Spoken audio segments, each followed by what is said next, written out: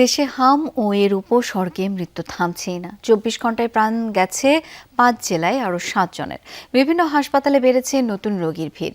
ময়মনসিংহ মেডিকেলে ২৪ ঘন্টায় ভর্তি হয়েছেন ১৭ জন। রাজশাহী মেডিকেলে নতুন রোগী ভর্তি ১৩ জন। এছাড়া রংপুর, চট্টগ্রাম ও খুলনা বিভাগের বিভিন্ন হাসপাতালেও হাম ও উপসর্গ নিয়ে নতুন করে অনেক রোগী ভর্তি হয়েছেন।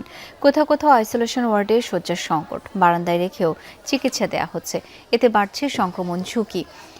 মৃত্যু সংখ্যা বাড়তে থাকায় উদ্বিগ্ন অভিভাবকরা। শিশুদের স্বাস্থ্য সুরক্ষায় সতর্ক থাকার পরামর্শ দিচ্ছেন চিকিৎসকরা। প্রথমে নিউমোনিয়া ছিল, তারপর ৩০ তারিখ থেকে হাম বের হয়েছে। তারপরে 2 দিন থাকার পর অবস্থা খারাপ দেখে রাজশাহীতে রেফার করেছে। রক্তে ইনফেকশন, বুকে ইনফেকশন, ডবল নিউমোনিয়ার 15 দিন পর বাড়ি দিয়ে তারপরে সেই দিনে অসুস্থ। এখন জ্বরটা একটু কমেছে, একটু মুখের ঘা, শরীরের ঘাম আর অতিরিক্ত জ্বালা যন্ত্রণা করছে। দর্শক, এ পর্যায়ে একটু বরিশালে যেতে চাই। সেখানকার হামের পরিস্থিতি জানাবেন সহকর্মী কাউসার হোসেন। কাউসার, আজকে কতজন নতুন রোগী ভর্তি হয়েছে? ভর্তি রোগীদের স্বাস্থ্যের বিষয়ে চিকিৎসকরা কি বলছেন? শাওন, গেল ২৪ ঘন্টায় বরিশাল বিভাগে আরও একজনের মৃত্যু হয়েছে। যে শিশুটি মারা গেছে তার বাড়ি ভোলা জেলায় এবং ভোলা হাসপাতালেই তার মৃত্যু হয়েছে। এ নিয়ে বরিশাল বিভাগে হামে আক্রান্ত এবং হামের উপসর্গ নিয়ে মোট ২৫ জনের মৃত্যু হলো। এবং গেল ২৪ ঘন্টায় বরিশাল বিভাগের ৬টি জেলা হাসপাতাল, পটুয়াখালী মেডিকেল কলেজ হাসপাতাল, বরিশাল শেরেবাংলা মেডিকেল কলেজ হাসপাতাল সব মিলিয়ে ১৪৪ জন নতুন রোগী হামের উপসর্গ নিয়ে ভর্তি হয়েছেন।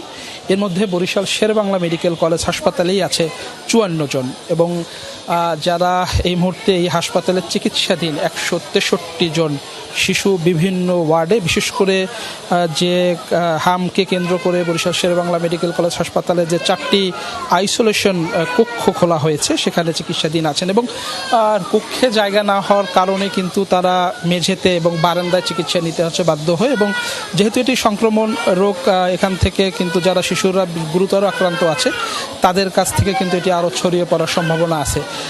এখানকার যারা চিকিৎসকরা রয়েছেন তারা বলছেন ধীরে ধীরে পরিস্থিতি উন্নতির দিকে যাচ্ছে, কারণ গেল ২৪ ঘন্টায় কিন্তু এখান থেকেই ৪৩ জন রোগী ছাড়পত্র নিয়ে গেছে। তবে চিকিৎসকরা বলছেন যে গুরুতর লক্ষণ দেখা দিতে যাতে দ্রুত সময়ের মধ্যেই শিশুকে বিশেষজ্ঞ চিকিৎসকদের সংস্পর্শে নেওয়া হয় সেই বিষয়ে কিন্তু পরামর্শ দিয়েছেন।